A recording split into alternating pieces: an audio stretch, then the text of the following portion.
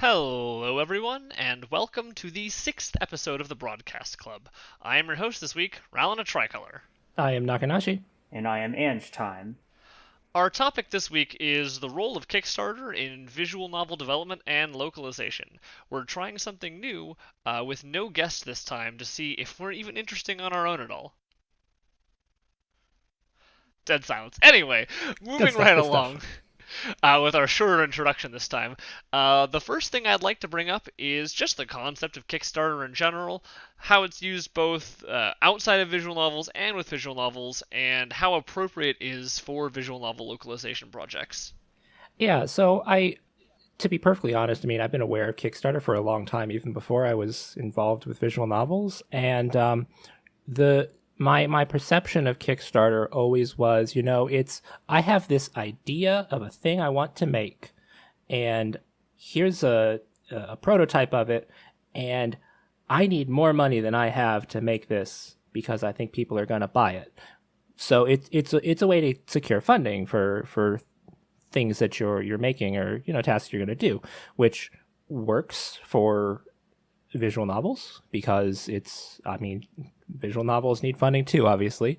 But it's I sometimes I feel like maybe visual novels get a little bit away from the original vision of what Kickstarter is supposed to be. In the way that we use them. I think a lot of corporations have jumped in there. Yeah, because it used to be, and this could just be kind of the natural progression of a service like Kickstarter. It used to be a thing where it was like, hey, I'm a little guy who isn't able to do this thing on my own, and I need help. Because we've got tons of crowdfunding sites out there now, and Kickstarter is just the biggest one that has the most visibility. Yeah, it makes sense. It's just like at its core, Kickstarter ends up being a way to minimize risk for a company as well, and front load that risk basically onto the consumer, who is now accepting more of the responsibility in the project. As in exchange for, theoretically the idea is that the people that are investing in Kickstarter are kind of, they're getting privileged status compared to those who say would buy the whatever product it is after it goes live. Yeah, well, you'll see like a lot of the Kickstarters for VNs, at least. You'll see like a list of Kickstarter backers in the credits, for example. Like, one of the first projects I backed was Memoria's Dogma, and sure enough, as it was scrolling through the credits when I finished it, I looked at like, oh, there's my name. And I think your name was there too, Ralina. Yeah. Yeah. But so that's like just one of those little things. It's gonna be like, hey, we helped, and you kind of get recognition for it. Not that anyone actually reads those list of backers, because holy shit, it's long. Yeah, which makes sense. And again, it's just exclusive to visual novels. I think what Oculus gave out dev kits earlier for people that were Kickstarter backers. Actually, don't quote me on that. We should probably cut that without me having. No, there, yeah, early developer kit. Okay, no, I'm not wrong on this one. Okay, yeah. I knew that was a thing. That's good. I was playing up the site as I was talking. It's not a thing that is exclusive to visual novels. It's a way to try to give the consumer something back to compensate them for taking more of the risk on themselves. I think it's a little bit of a mixed bag, honestly, in the visual novel space. I think that there's a much heavier emphasis on companies that are kind of like publishers that are just choosing to minimize the risks and only take projects that they know will sell by using Kickstarter rather than having to be the publisher. Not always a bad thing, but also can come across as a little bit exploitative. Yeah, that's kind of one of the big things that I've noticed about Kickstarter is that, like you say, it's a way to minimize risk for these companies, and I totally get that because we in the visual novel community are a very niche group of people. Like, there are not a ton of people who are doing these things compared to like just playing video games in general, for example. So it's like you don't want to take a gamble on releasing something, even if it's something that's already well known that is expected to sell. Like, you don't want to take that risk because one bad release could totally sink the company. So like, I get why we do this so much, but I also get why a lot of people are kind of experiencing Kickstarter fatigue these days. Yeah, and well, yeah, like we were just saying, I totally understand like the mitigating like risk thing, but people in the end are speaking with their dollar or their wallets. They're still supporting these Kickstarters, even though it's kind of, I feel like the community slowly. Well, I guess it's been known for a while that like a lot of the Kickstarters are pretty like playing it safe, especially for stuff like visual novels, where it's pretty much just localizing, and especially when they already translated the VN beforehand, which we'll talk about later. But I mean, in the end, people aren't like boycotting them yet, so there's no reason. I mean, sure, it might not be like the most honorable move to use Kickstarters for this, but in the end, there's no reason for them not to, because they make money off of it, and like you said, it's safe, and people still contribute to it. So I think the general direction that Kickstarters have been moving has been good too. It seems like a lot of the older projects in particular, past couple of years have been visual novels that have existing fan translations getting a localization project, and then having an official release. And it seems like recently we're moving a little bit more towards visual novels that do not have official translations yet and giving them an actual release, which I think is a good thing because, yep. I mean, listen, man, as much as I love Muv-Luv Alternative, and the fact of the matter is that would not have made as much money as it did if it wasn't a Kickstarter that I have a good feeling that a lot of people that back that have already read Muv-Luv Alternative, or the Muv-Luv series rather. Same for Clannad. It's like they're already popular and have that existing following, but we're getting kind of more into like I think slightly better territory. I feel better honestly supporting new Kickstarter topics than I do supporting like localizations of VNs that already have fan translations. So Yeah, I think that's kind of the thing with those early Kickstarters we saw, like the Clannad, Grisaia, even the Muv-Luv Kickstarter is kind of considered a more earlier one these days.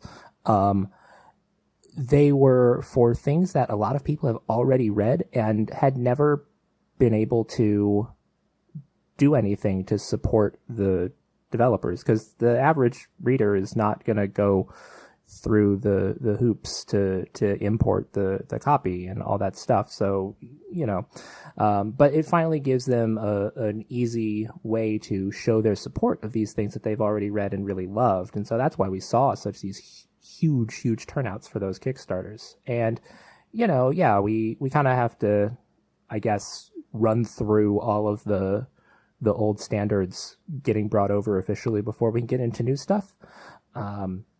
Which I'm excited that we're getting to the point where we can get into new stuff, because we've ticked off almost all the big ones at this point. There's some smaller big ones, I guess, still out there. There's tons of stuff that still doesn't have official releases, but like the huge war horses of what has had fan translations have mostly been brought over now, or are being planned to. So it's looking good for official releases coming forward, I think. Yeah, I guess the good thing is maybe.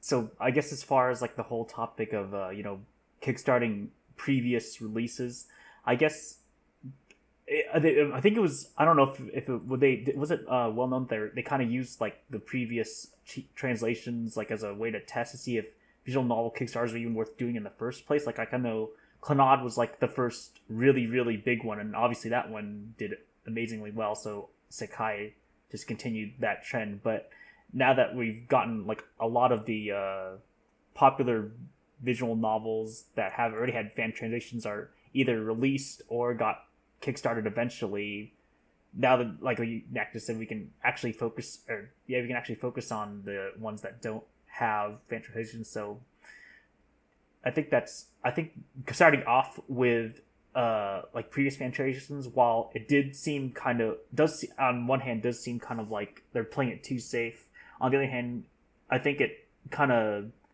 set a good foundation of like what they want to do with Kickstarter, so they can leverage it for stuff that doesn't have a fan translation. But then that could just be being hopeful. And well, the thing about them playing it safe by releasing those big ones is that not only are they playing it safe because they're Clannad was more or less guaranteed to get funded if the word got out to the right people. But what it also did was show the Japanese producers that, hey, we can actually make money in this market.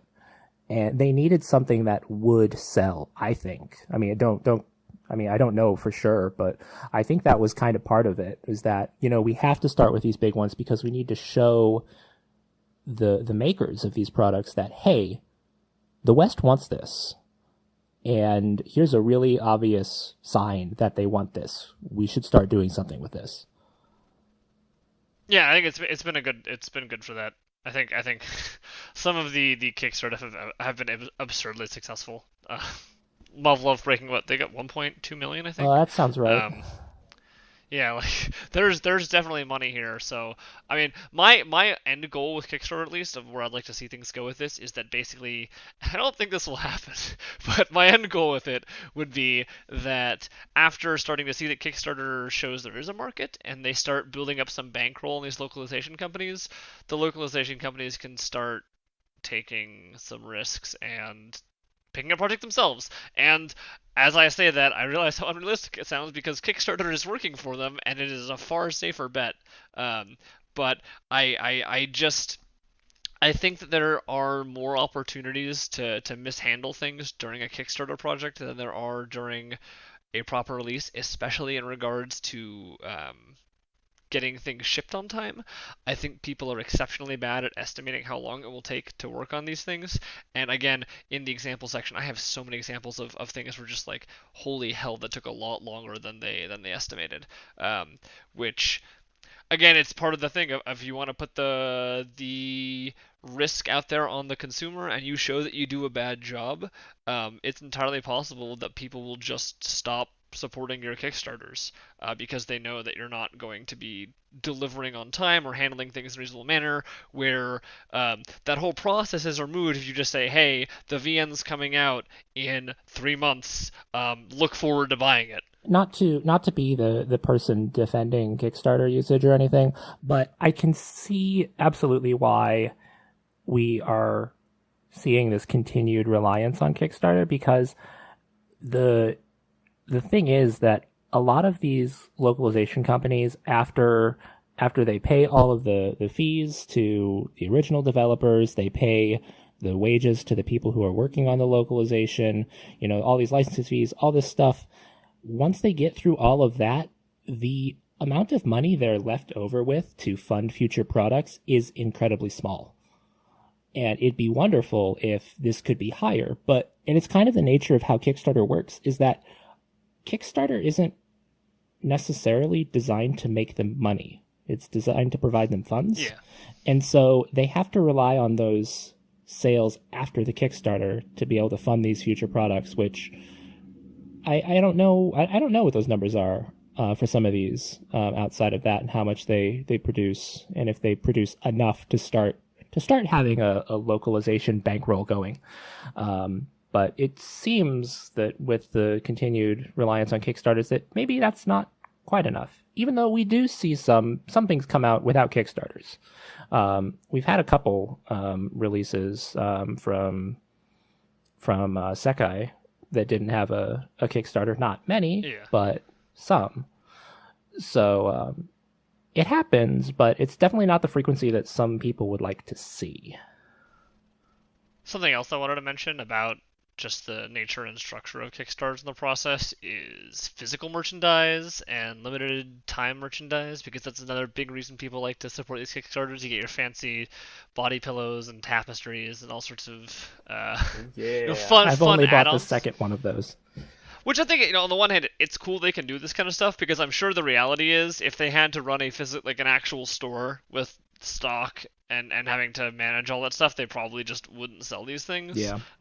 So on the one hand, it's super nice that people get this chance. On the other hand, it's kind of a shame that it's like limited run. If you miss it, you're fucked. But it's a weird situation where I really don't think we'd be seeing a lot of these things if it wasn't Kickstarter. But there's also some downsides to it being Kickstarter. Yeah. Like, in retrospect, I regret not getting the collector's box from Muv-Luv Alternative, because holy shit, that thing is gorgeous, and now I can't. I'm so excited for it when it comes in the mail someday. But that's why I can't completely write off some of these Kickstarters that that are just showing up for physical merchandise. Like several of the ones we've seen recently actually are basically just for physicals. It's like, hey guys, the game's coming out no matter what, but we want to be able to produce this stuff that you guys want, so we're going to run a Kickstarter, and we have to make this much money to make it viable for us to do it. And they wouldn't happen without the Kickstarter in some of these cases. Now, granted, you could make just limited edition physicals, like physical editions of the game, because we see like Manga Gamer do that a lot. Like they did, after it was successful, they did physical editions of Karno Shoujo 2, Princess Evangela, something else too. Yeah, Umineko's getting one. So like we see physical limited editions like that come out anyway from some companies, but like all of the other crazy stuff that some of these come with, like, you know, your posters, tapestries, body pillows, what have you, would never probably get made if it wasn't for these Kickstarters. And so I can't really condemn them for that, but at the same time, I can see how people are just like, oh my God, another Kickstarter. Are you serious? When will it end? I don't know if you guys know this because I haven't really researched this, but do you know, like, you know, when they set up these physical goods, do they like actually like make a deal specifically with the original company to like say, hey, can we get these goods? Like, how are those even made? Because then I know like that kind of stuff's limited, obviously. So I'm just always wondering, like, well, like I remember following the Muv-Luv Kickstarter really closely when it was happening and all these things coming out, because I just wanted to. I was so excited about it. And I remember watching the updates come out saying like, hey, you know, we've got the original artist drawing these Dakimakura covers. Here's a progress shot. And I'm like, I didn't buy that, but that's kind of cool. So like it is absolutely, like, it kind of has to be, because a lot of the states, it's official merchandise. Yeah. Really. So, and that's one of the big draws, is that there's a lot of people who want official merchandise rather than some kind of bootleg version of it. You'll see a lot of people who will say like, oh, you shouldn't buy that poster or that wall scroll because that's from a bootleg company. You should buy something that's from the official release. And the official release is, you know, like 2.5 times or more expensive. But it's official and it's supporting the company. So that's why you kind of see some of that. And that's why people are willing to jump onto these physical Kickstarter things, because it is something that is directly supporting the company and saying, hey guys, we want you to keep doing what you're doing. Yeah, and again, I think just one of the downsides is that the limited run aspect of it, it helps. It heavily favors people who already know the source material. Like, I just backed the DS Irae Kickstarter for like the game plus soundtrack, and man, I kind of wish I had backed at a higher tier to get some physical goods, because DS Irae was great. I would love to have supported that more, but I didn't know that until after I read it. So now that I would like to, I kind of can't, and that makes me a little sad. Yeah, that's something that I thought about on a couple Kickstarters that I was looking at. I was like, yeah, well, I want to get this. I want this to happen. So, but I'm only gonna pledge for the game itself, because I don't know these characters yet. I don't know if I'm gonna want a poster of, you know, this heroine. Maybe I'll buy it and then I'll read the game and find out that I hate her guts, and now I have a poster of her that I don't want.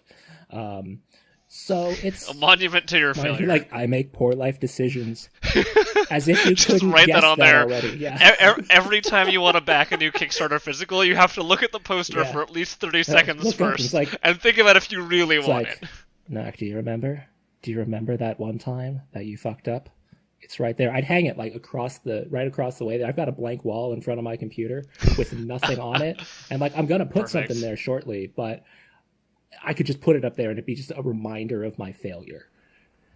I guess related to like what your guys are talking about, like I wish that like these physical goods could have been available afterwards. I don't know. Is there any particular reason why they wouldn't want to like have them? Well, I mean, the reason I think is very simple in that they presumably don't want to keep a stock of these things. So what they do is they figure out how many people pre-ordered them, and then they order that many from the company that is making them, so they don't have to have a huge backlog, because having stock is just basically, you know, that is a liability to your company, not an asset, right? That is money you've already spent and have not recouped yet. Yeah, and the other thing is a lot of these Kickstarters are advertising a Kickstarter exclusive thing.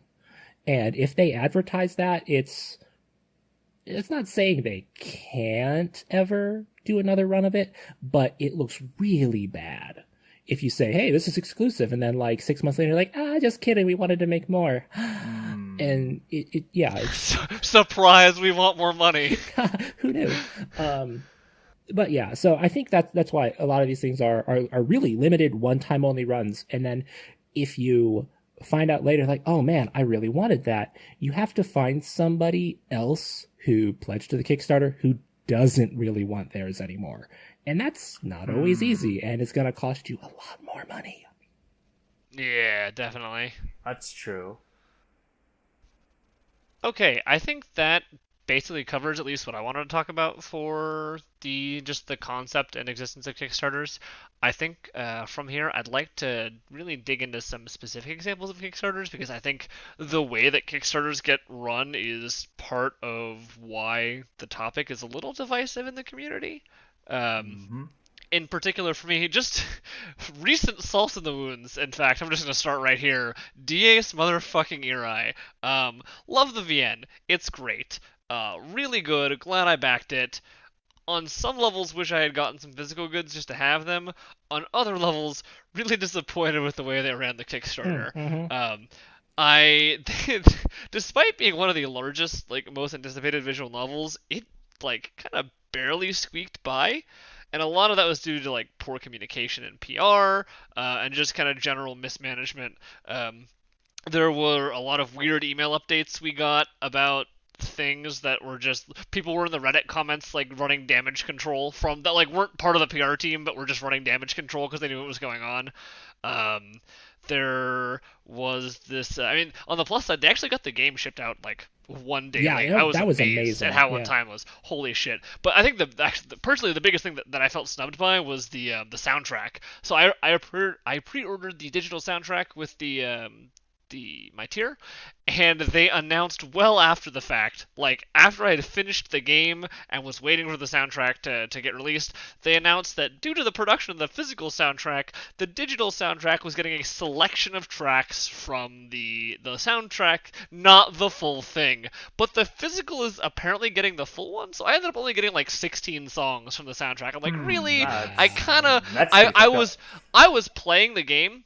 The backer kit was still open because they gave it a little bit early, and what I ended up doing was like, wow, the music in this is really good. Also, the music track titles are hilarious, by the way. Like, the school life music is Mein Kampf, which is just, man, there are a lot of Nazi references and very inappropriate music. You've got Mein Kampf, Arbeit macht frei, are like the two like slice of life music, and then whatever the German translation for Night of the Long Knives is, like the nighttime music. I was like, holy shit, guys, that's fucked up and I love it.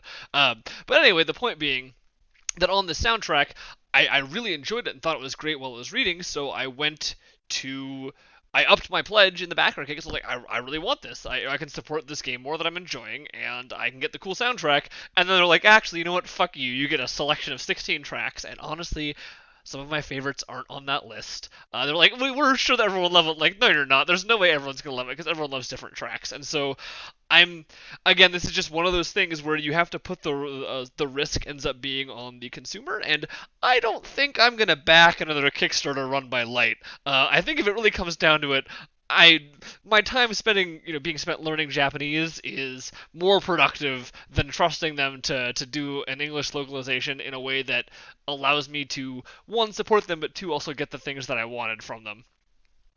So, I'll be honest, I didn't really follow like the DS Irae Kickstarter like super close. Like, I saw like some of the negative feedback it got. So, like, what were some of like the exact communication issues they had besides like soundtrack thing?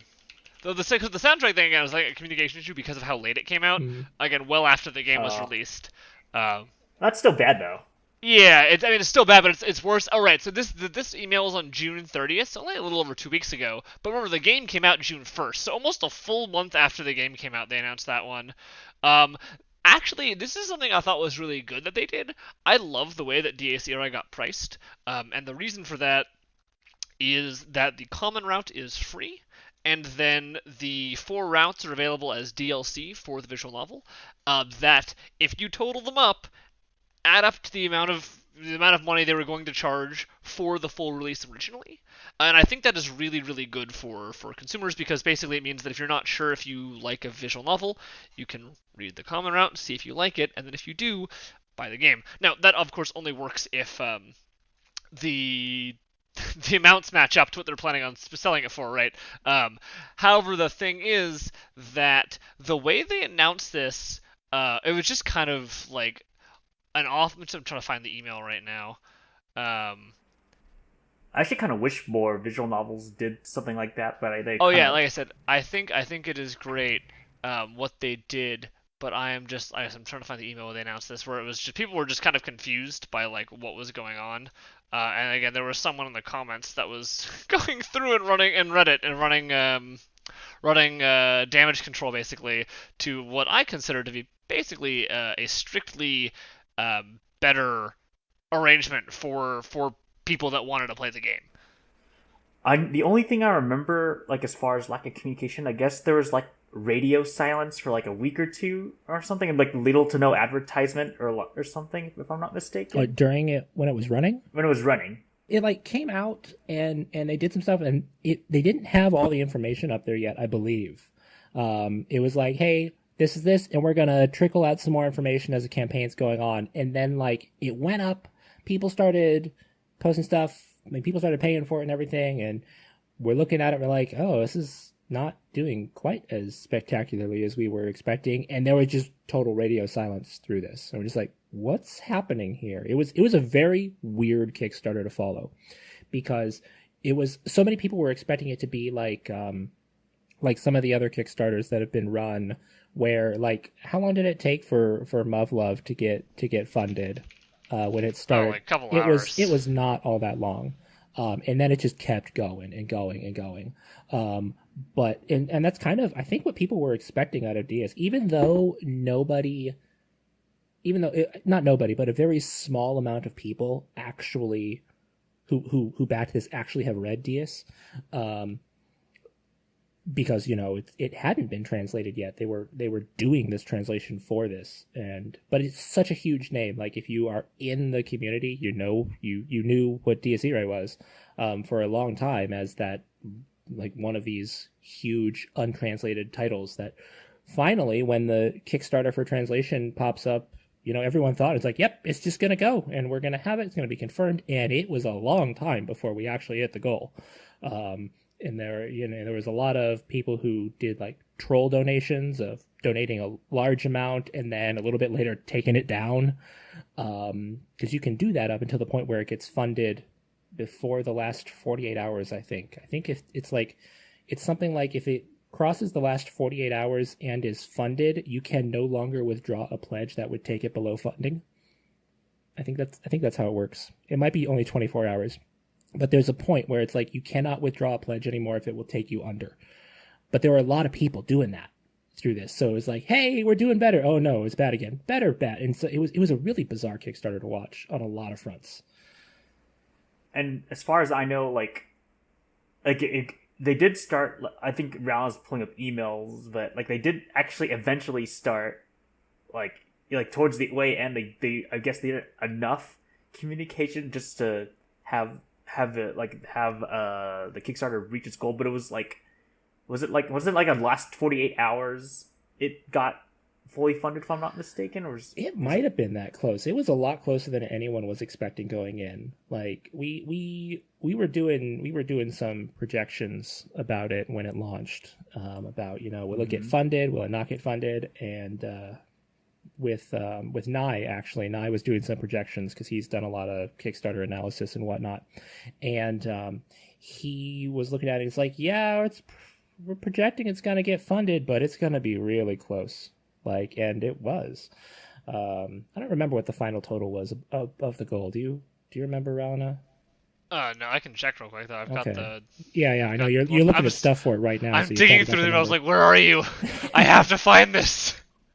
So I guess, I mean, just as far as like, as far as what people expect from a well-run Kickstarter from like an official company, it's definitely one of the main takeaways is if you want to run a successful Kickstarter that'll like be one of those ones that gets funded in like 1 or 2 weeks, you should probably have a lot of as much information as you can up front, and advertise it as well as you can, so that'll make people happy, and it'll definitely, obviously it'll get your VN more likely to get funded instead of barely funding and having zero stretch goals, because I'm pretty sure there are a bunch of them. Yeah, I think one of the biggest things that I want to see in a successful Kickstarter is like one of the most successful Kickstarters we've seen, the Muv-Luv one, there was so much communication going on through that whole thing.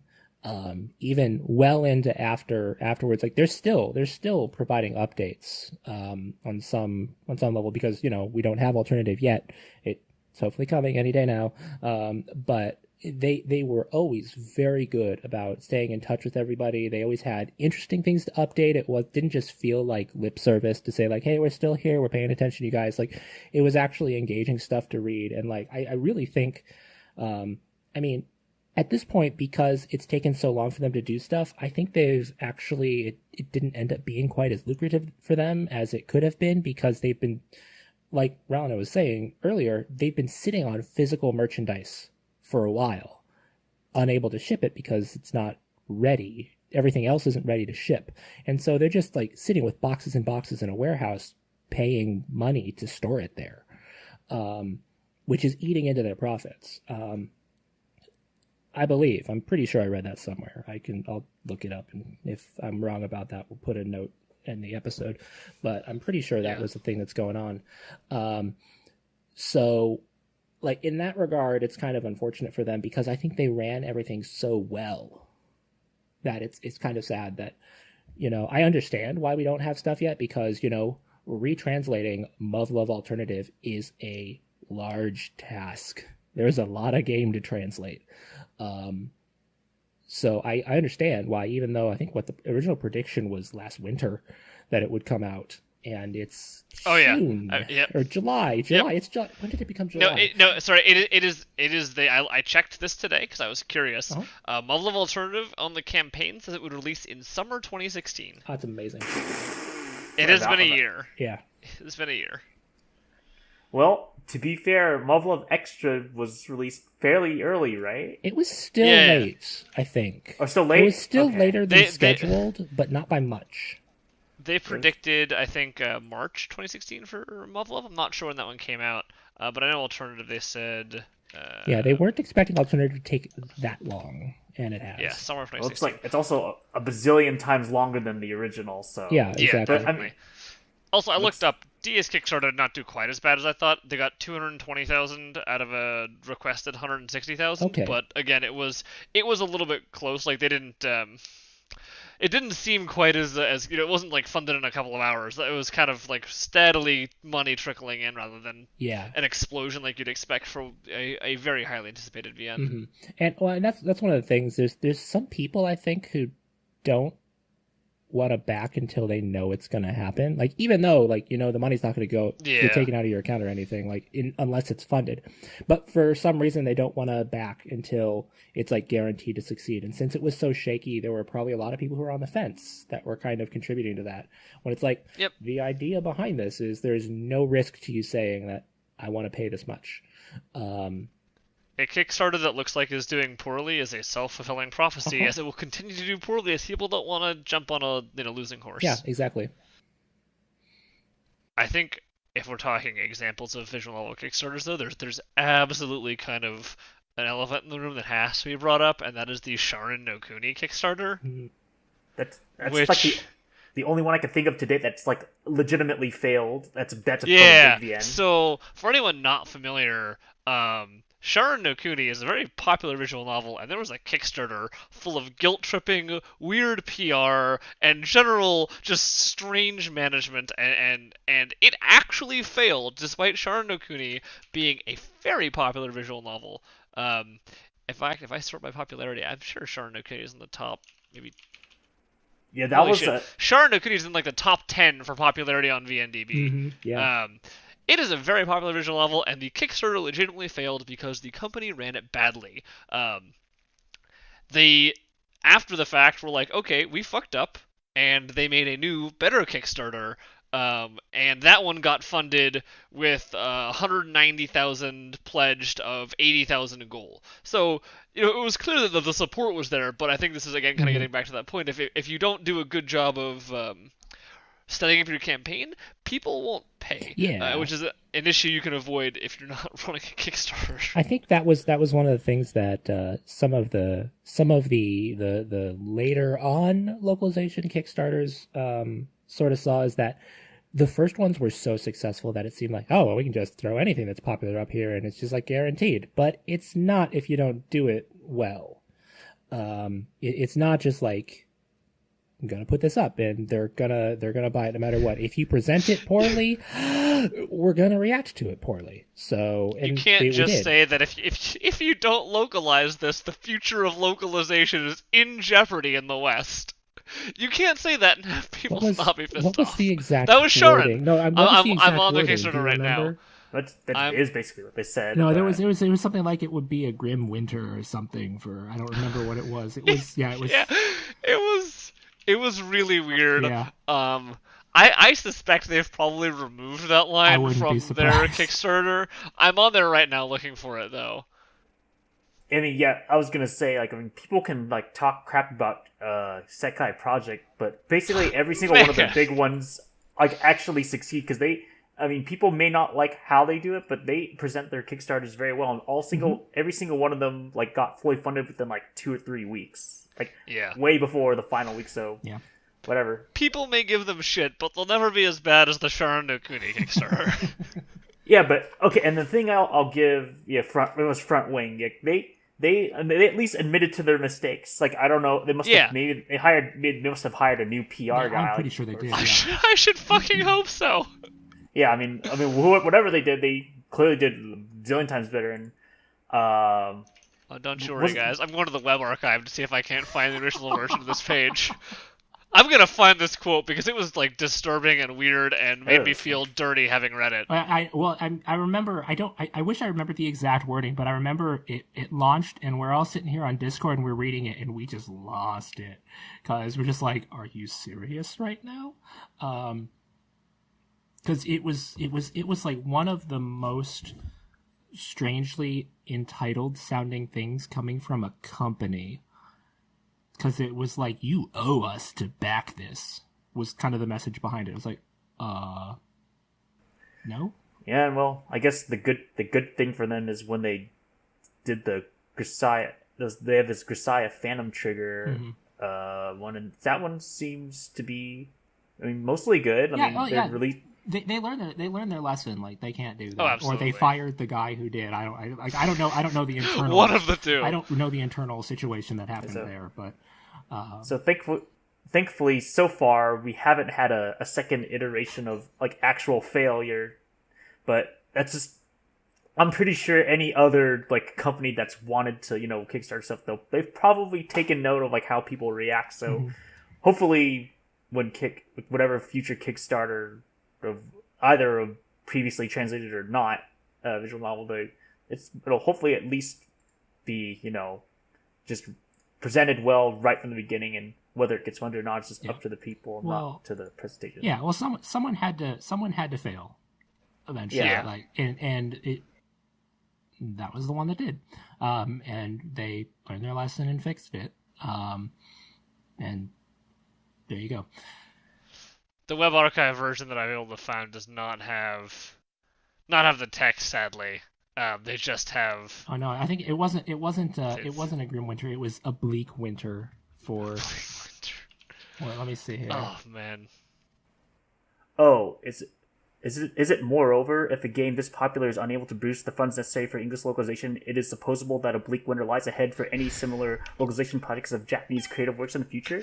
Yep, there you go. There you go. That's the one. If you don't back our games, VNs are dead forever in the West. Please give us money. So moving on from there though, because there are I think there's a couple of categories of like the way Kickstarters have gone. So you've got the poorly managed ones like Diace and Sharin. You have the late ones like Muv-Luv Alternative and Grisaia, which 18 plus Rakuen is still not out, right? I've kind of stopped following because I don't particularly care about getting that immediately. but man, it's like the Grisaia Kickstarter feels like it was ages ago and it's still not done. It was ages ago.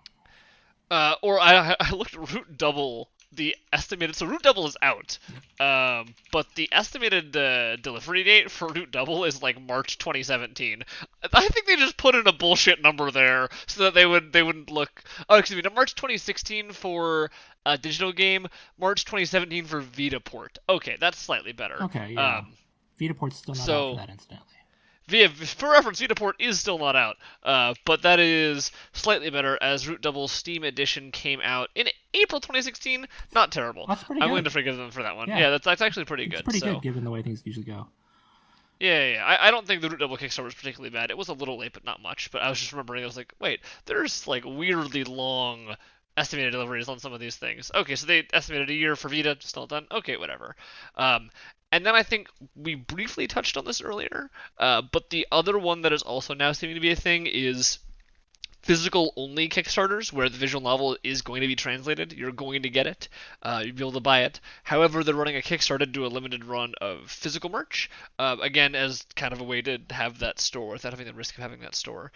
The two that I know off the top of my head are Hoshizora and Ley-line, though, to be fair, I did not know Hoshizora was one of these until I was doing research for this episode.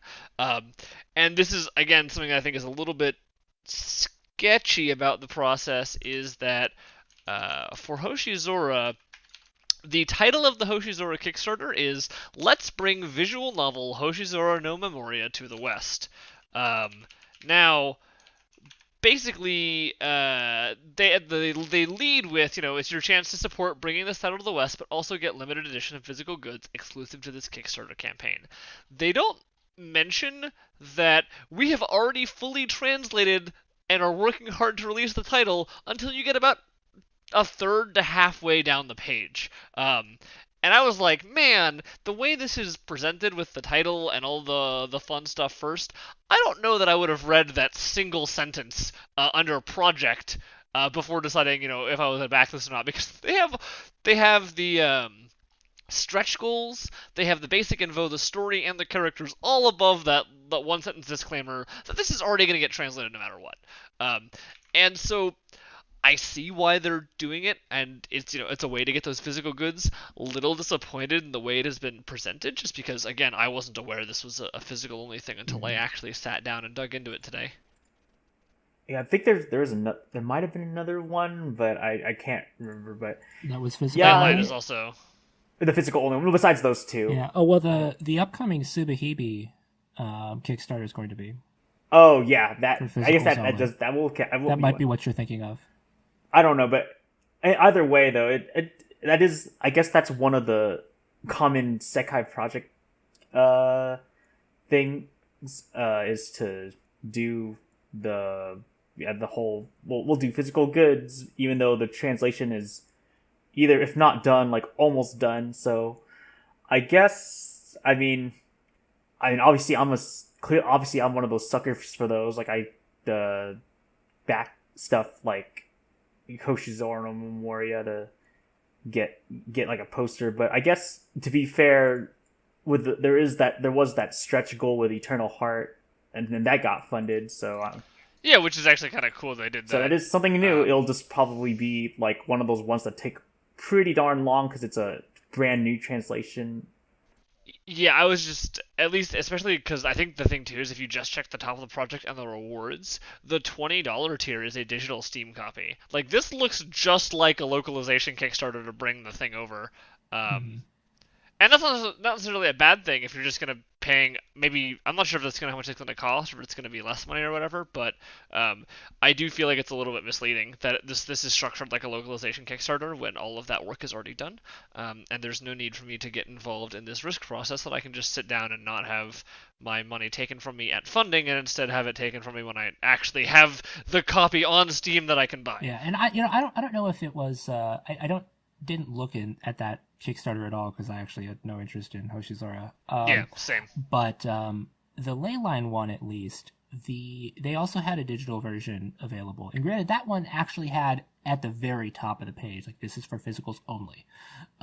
So it wasn't buried. They weren't trying to hide that or anything. but they had that there, the digital only version, so that you could get it, or you could pay for it early at a discount still.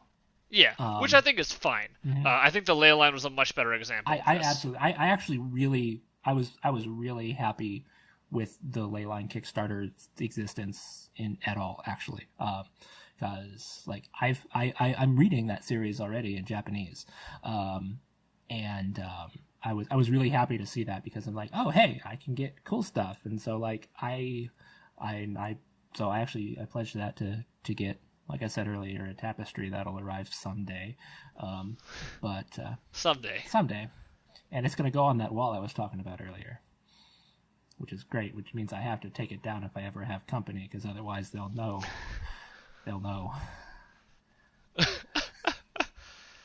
With that depressing remark about Nakanashi's personal life aside, do you guys want to start transitioning to talking about our final discussion topic of the day today, which is English visual novels and Kickstarter? Now, I'm of the opinion that basically English visual novels are in kind of a league of their own when it comes to Kickstarter, because I think they are getting closer to the original intent of Kickstarter, and that for most English visual novels, what is going on here is that it is basically a pitch for a product they want to make, and then the Kickstarter is funding the development, not licensing and localization. Absolutely, I 100% agree with that.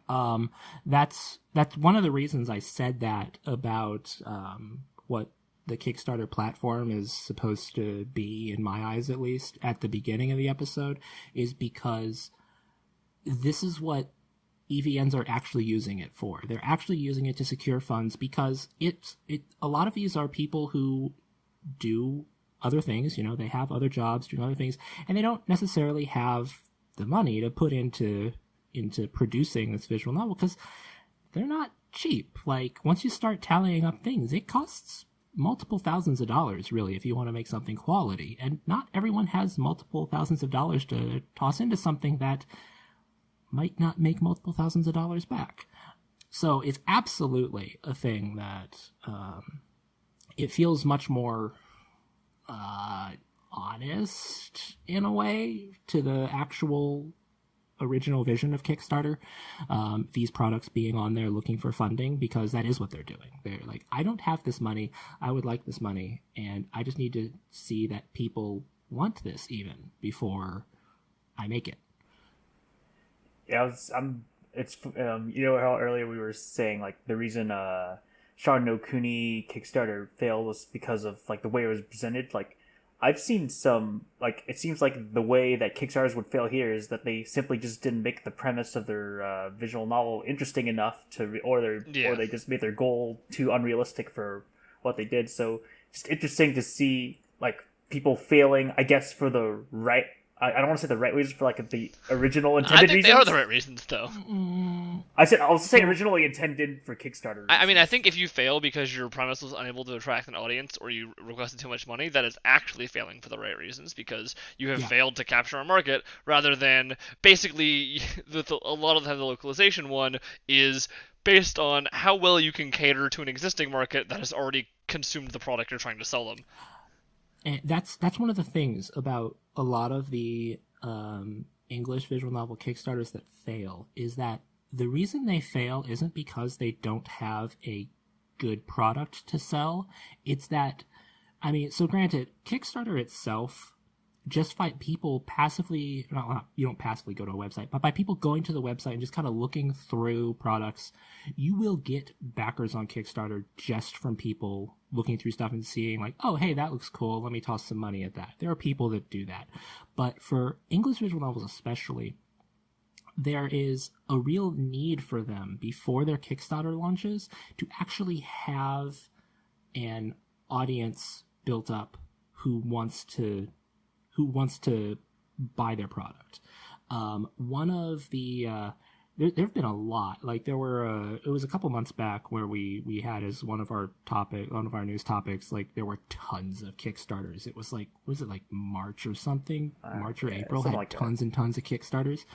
And a lot of those were English. And like one of them, I don't know if you guys follow these much at all. But one of them was called Alpha's Adventures, which it's a Yuri visual novel, which totally doesn't cater to my tastes at all. It's like an 18 plus Yuri visual novel, and the main character is this really kind of buff muscle girl. The art looks great and all this stuff, and the developer had a large following built up over like the course of a year or a year and a half prior to launching this Kickstarter, and they met every single one of their stretch goals. They met their goal in, I want to say it was only 24 hours they met their goal. Oh, wow. Wow. Yeah, it was very fast. It might have been 48. It was very fast though. It was not the speed you would expect with some of these. Some of these you see they're a gradual trajectory over the course of it. Like one that I backed is called Reality. And it got funded. It met its first stretch goal, but it was a slow burn. They had a $5,000 goal, and they made just a little over 6, I believe, which was their first stretch goal. But it was slow the whole time, unlike this one that had done a ton of legwork ahead of time. Yeah. And met their goal almost instantly, and then met every single stretch goal. There was even like it met their final stretch goal early enough that if the dev had wanted to, they probably could have added another one. But it was something that was not planned for them. So they didn't do that. Because if they add another one, that's more work to do on the game. But it was very successful because they put the legwork in ahead of time. And so you can't, an English visual novel can't just launch something right away without having an audience already, because that is basically doomed to fail. But the ones that we see really successful have done a lot of work ahead of time, saying like, hey guys, I'm making this thing, you should want it, and here's why. And that's what this one did, and that's why it was successful. I think that ties into some of the same visibility problem that English visual novels have in general. It's just that people are less aware or less interested. I know I'm guilty of that. I don't check English visual novel Kickstarters very often. I have to. I get interested by their stuff like Falsology, where I was like, this actually seems kind of cool. So I was like actually following it, just like you described, actually. Yeah, exactly. It's one of the things, like one of the reasons that I really know it so well, because I hang out where a bunch of the devs are chatting on the visual novels Discord.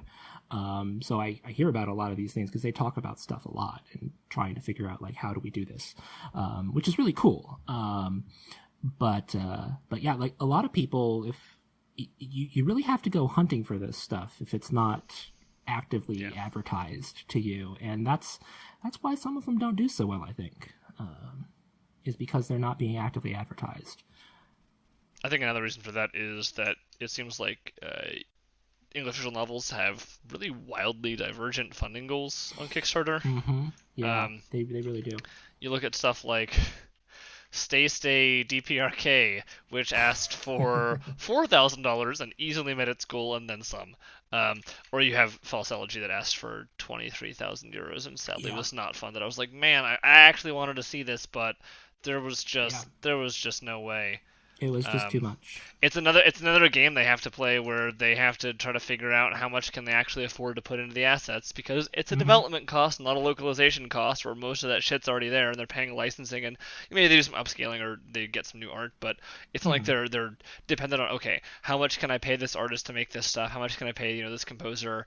And so you end up in this place where, especially for people that are amateurs, having to estimate that and make a cost that is both, enough money to get what you want done and be faithful to your vision of the visual novel, but also be a low enough number that people are willing to pledge for it. Because I think people that see a high funding target English visual novel, and again, because funding tends to be kind of lower there, you're going to end up in a position where if you don't have that existing audience, it's going to look like, oh man, do I really want to back this? I don't think this has a chance of succeeding. Yeah, and that's the thing. Like you look at it and you see, you're like, oh well, there's this thing that looks interesting, but I look at the funding and they're only 10% funded, and it's been 8 days already. Yeah, it doesn't inspire confidence, which is unfortunate, but that's just kind of the reality of how people view these things. Yeah, I don't really have too much else to say besides like that one when you brought up the influx of like the Kickstarters. Like there's I know like on this visual novel subreddit, like some people were complaining about it enough that they almost considered like a topic like a weekly Kickstarter only topic like but I mean it's obviously it's died down a lot. Like I only see Kickstarter posted maybe like once like every 2 to 3 weeks or so. That's not actually no even then actually no let's go and don't have there I don't see many EVN ones. Like they're all like updates for like the popular Japanese ones. So yeah, it was kind of a fluke there for a couple months where there was just this massive influx of them, and it wasn't like indicative of the fact it's like, hey, this is what we're gonna see now. It's gonna be 15 per month now from here on out. Get ready. It wasn't like that. It was just like, you know, everyone just happened to do it at the same time. Decide to try to crowdfund right now, which is good because that's better for everyone if it's more spread out. I think rather than having a whole ton all at once, like. Because people's wallets are only so large. Because like I was looking at that month and I was like, there were a couple things that I was interested in seeing, and like I can only put so much into Kickstarters here this month. It was like I had to choose. I was like, do I want to back these things? Do I want to back this one thing? Like, what do I want to do here? Yeah, I think it's better if that doesn't happen. But you know, the people who are deciding to run Kickstarters, how are they supposed to know that everyone else has also decided to do it in the same month? Unless they're all talking to one another, which some of them are, I guess, but some people pop out of nowhere and just like, hey, I've been making this, and try to secure funding. So yeah, I don't know if there's like too much else to say because I think we covered a lot of this stuff in the EVN topic. Again, I think discoverability, again, huge issue. That's a huge thing with actually, EVNs. Like Nye was saying back in episode 1 was discoverability. It's all about discoverability with EVNs. And then on top of that, I was looking through like I just searched visual novel on Kickstarter. There's a surprising number of Otome games on there, relative to their popularity, like in the general visual novel community. And again, as someone who doesn't read Otome, I felt like I had to sort of filter through a lot more stuff where it's just like, oh, not that. As I was going to the list, it created like an impression that there was not as much stuff I was interested in. Yeah, that was the thing. That crazy month that I was talking about, where a bunch of stuff came out all at once. There were like, I want to say it was like 3 BL games, 1 Otome or 2 Otome, I think, and then the Yuri 1 Alpha's Adventures that succeeded was that same month, I believe. I might be making that up. But and that's a lot of things. I'm looking at it, it's like half the stuff on that was stuff that I was just like totally uninterested in.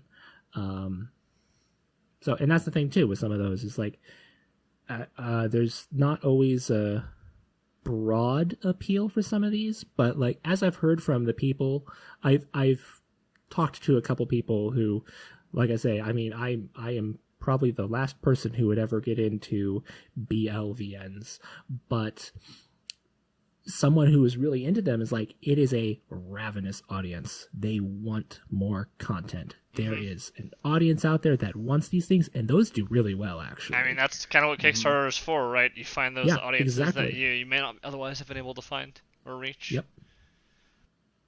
Okay, well, I think that just about wraps up the discussion for this month on Kickstarter. Bit of news this month with a number of announcements from Anime Expo. Obviously, a lot of big things there. And I know you're excited. Magikoi has been picked up by Jast. Oh, you know, I have mixed feelings about that because one, obviously, it's great that it's going to come out.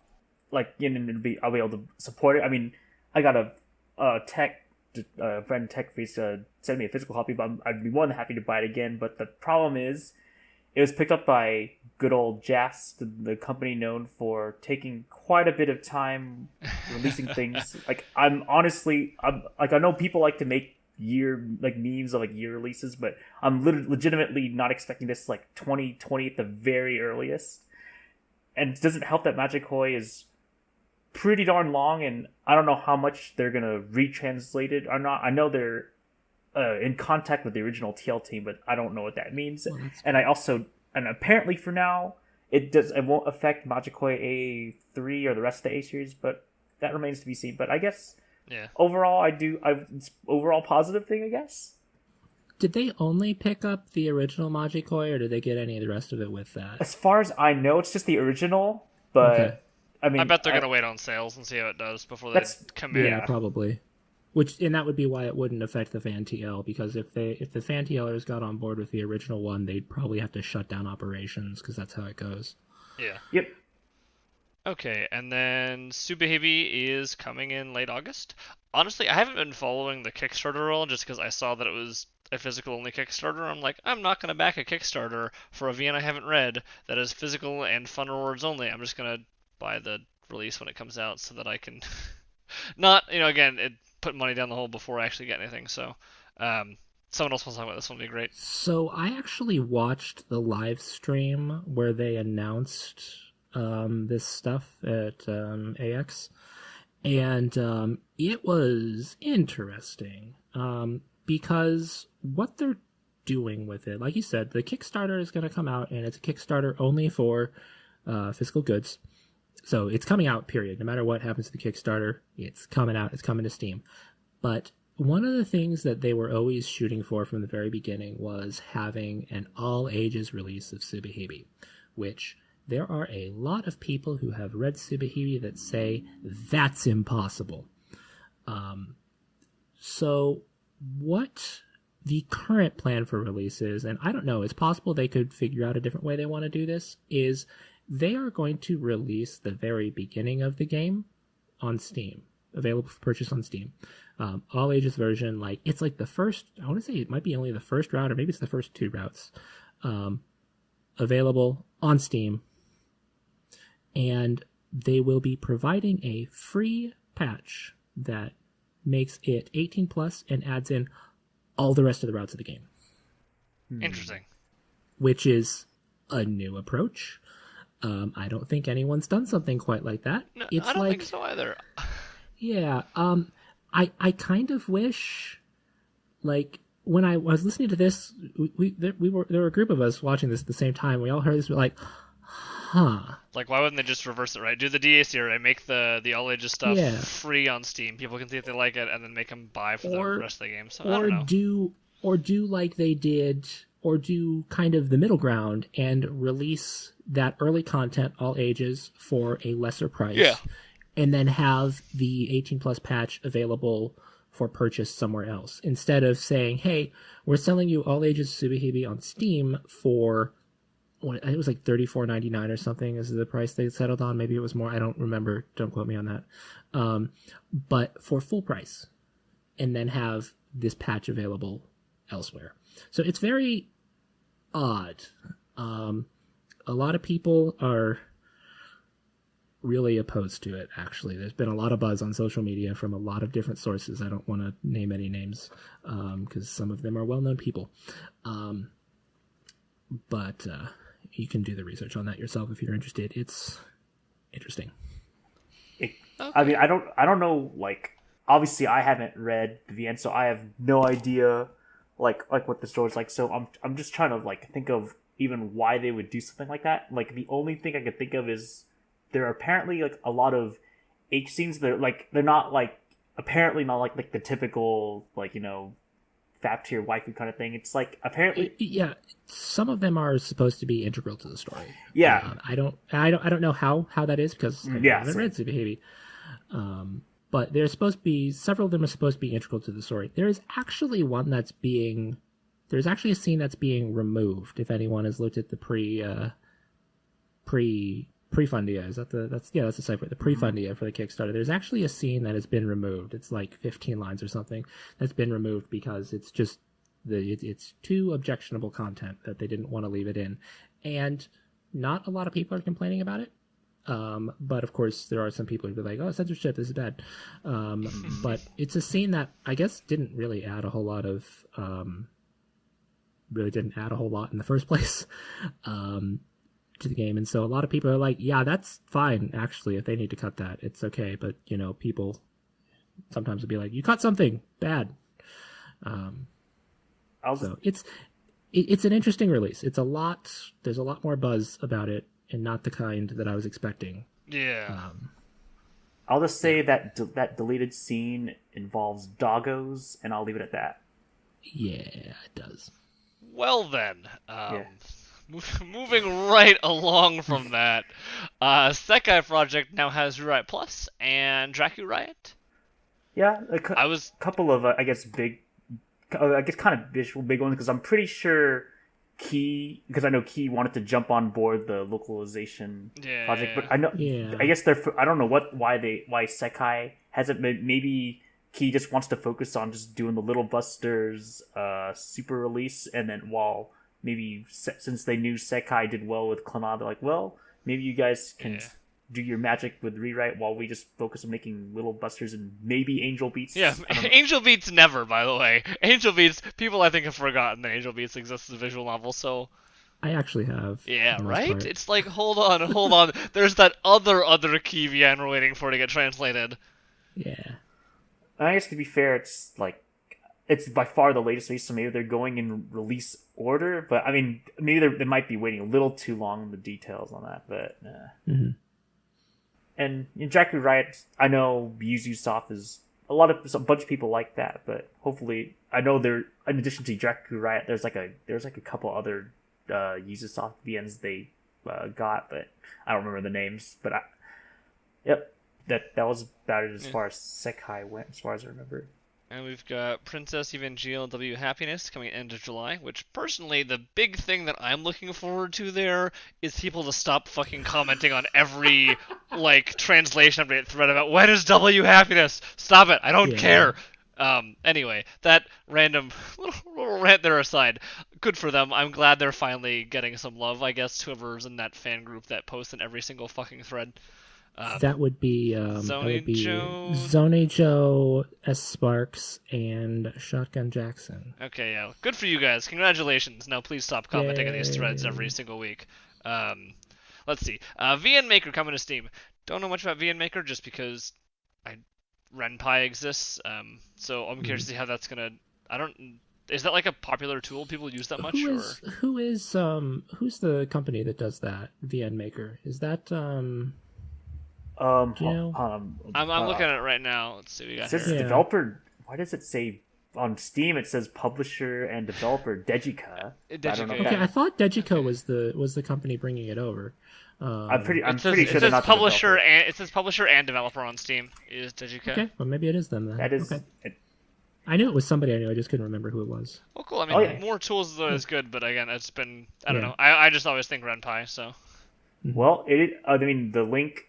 They have a Twitter called it's at VN_maker, and their URL does directly link to Dejika's site vnmaker.dejika.com. So who knows? Okay. Maybe they are. But cool. Yeah, I was good. reading through the comment section, and I guess there's going to be some I know Ren'Py is the the standard, but yeah. I guess there's going to be, I'm just reading a comment real quick, and it says it has live 2D support, actual voice sync based on audio, comes with free assets, and I guess it's a GUI-based engine. I don't. Oh, that's awesome. Yes, okay. It'll probably just be some unique things that make it differentiate. It just caters to a different type of person trying to make a VN. It might be something a little better for the more casual VN creator, I guess. I don't know. I haven't looked into it at all, so I have no idea what kind of functionality it has. Because, like Rowland has said, I'm not someone who's going to make a VN at all. So yeah, we'll see how that plays out. Yeah. And then lastly, we have Libra Vampire Princess, having kind of a rocky translation, despite the Kickstarter going well. Yeah, I saw a lot of people talking about that one, actually. And that it's it was kind of this anticipated thing. For some reason, I'm not exactly sure why people were really super crazy anticipating it. It might be just there's some people that I've seen who are just interested in anything new that's coming out, which is kind of odd to me, because I'm usually only interested in things that I think I'll like that are coming out. And I don't know if you guys know Libra's reputation for adult content. Oh, I know. It Yeah. can insert some fluids of a certain area. Yes, exactly. Thank you for your tactful explanation. Yeah. But Wait, are yeah, there there were a vampires couple involved in people this? who. Hang on a minute. What? What? Anyway, If you don't know, yeah. continue. But yeah, no, there were some people who picked it up and then started playing. It's like, oh, this has this. I'm not interested in this. And it's like, do your research. But yeah, it was interesting because it's like it was this kind. There were people who were looking forward to this because it's some people like that, and it was quite poorly translated from what I saw. I saw a couple things. I don't have any examples, but it was like, how did this happen? Actually, it was very very confusing. So it was kind of interesting to see a kind of sort of high profile release come out really not so great. There's a few English screenshots of the NDV, and I guess they have. I just posted a screenshot. I think it just appears they have a TL note for what a tsundere is, like in the dialogue. Oh, okay. Yeah, it says, interesting. now that I've been thanked by a tsundere, and then in parentheses, combative outside / kind inside. That's... okay. That's interesting. Yeah, that's interesting choice right there. Yeah, I mean, I know that, like, having lots of Japanese terms isn't always great, but at the same time, like, come on, guys. That's not even like a click this link for the glossary, just in fucking parentheses. Okay, I don't know. I don't want to go on a rant. But either way, it's apparently people generally have, like, I've seen mostly negative stuff about it, so kind of sucks. But it relates to this topic because it was Kickstarted a while back. Okay. That about wraps up what I've got for news here from my excellent journalist Ange picking up topics this month. For our Shill segment, we have Karifean here from r / visual novels to talk about Tomoyo After. Hey everyone, this is Karifean, here to shill Tomoyo After It's a Wonderful Life. It's a visual novel made by Key, and it's basically a sequel to Tomoyo Root from Clannad. The story follows this group of 5 people as they live together, get to know each other better, and help each other out. The plot focuses on one person at a time, and basically delves into how being in this group and interacting with them helps them come to terms with something or deal with the situation they find themselves in. It works very well as a sort of group of friends / family story, but it's different from the sort of story Little Busters or Clannad are in that it's a very small circle that's very close by circumstance, and they just kind of roll with it and invest into it and get a lot out of it, and I really like that. So why am I shilling this visual novel? Well, it's because I feel like among all Key games, this one is by far the most overlooked. And that's a shame, because it's just as good of a Key game as all the others, in fact, probably one of the best. It has some of the most well-earned emotional moments of any Key visual novel, and probably the most powerful message of them all. And I know what some of you might be thinking, oh well, it probably has a bullshit ending. No, this one is probably exactly the Key game you're looking for if you have problems with that particular trope in Key games. So I strongly encourage you to check this one out. The game is one of my all-time favorites, and the ending is bar none my favorite of any visual novel I've ever read. So I really hope you will enjoy it as well. So if you're looking for a good little slice of life, circle of friends drama visual novel that doesn't stray far from what Key usually does, but does it exceedingly well, then definitely give this one a shot. You do have to read Tomoyo Root in Clannad before reading this, because it's the foundation upon which it's built, but it's well worth your time. You can find this novel on Steam for like $20, I think. So make sure you give it a shot if you haven't already for some reason. Thanks for the recommendation, Karifean. Always appreciate your input. Anyway, folks, I think that just about wraps up the episode here for episode 6 of the Broadcast Club. You can join us next month where we talk about popular visual novels and why they're popular. Thanks to everyone for listening. I've been Rallin a Tricolor. I've been Nakanashi. I've been Ange Time. And we'll see you next time.